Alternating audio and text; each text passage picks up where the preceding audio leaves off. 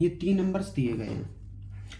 Question है आपका, if n square minus 33, n square minus 31, n square minus 29 are prime numbers, then what is the number of possible values of n where n is an integer.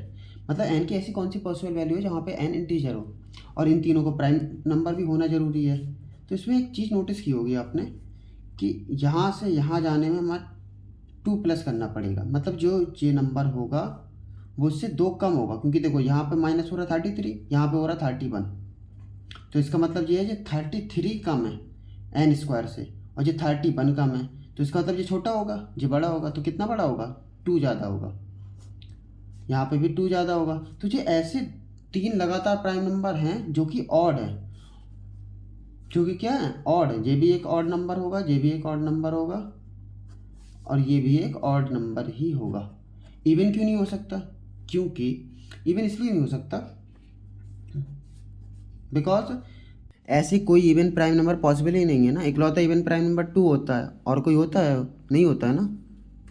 तो इसका मतलब है ये तीनों को odd होना पड़ेगा। अब ऑड होना पड़ेगा, ऐसा सिर्फ 3 नंबर पॉसिबल है जो कि लगातार भी हैं और ऑड भी हैं, जो कि ये 3, 5, 7, इनके अलावा कोई नंबर नहीं। इसका मतलब क्या है कि ये तीनों नंबर क्या होगा? एक जी पहला नंबर होगा 3, जो होगा 5, जो होगा 7।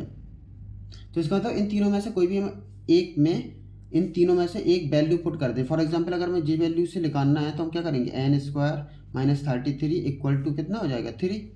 अब यहाँ से ये 3 इस साइड जाएगा तो प्लस में हो जाएगा, तो क्या हो जाएगा? n square equal to 36। अब n की वैल्यू क्या आएगी? अब पॉसिबल वैल्यू निकालनी थी। जहाँ मैं पॉसिबल वैल्यू निकालनी है तो वो कौन कौन सी हो सकती है? एक तो -6 हो सकता है, एक 6 हो सकता है। क्यों हो सकता है? क्योंकि n स्क्वायर कहीं से ही पॉसिबल। -6 का स्क्वायर करोगे तब भी 6 आएगा, ये 36 आएगा।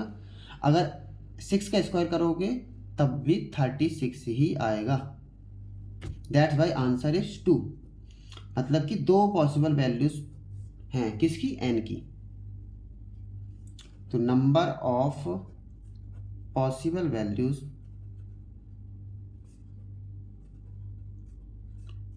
of n equal to 2. Thank you for watching.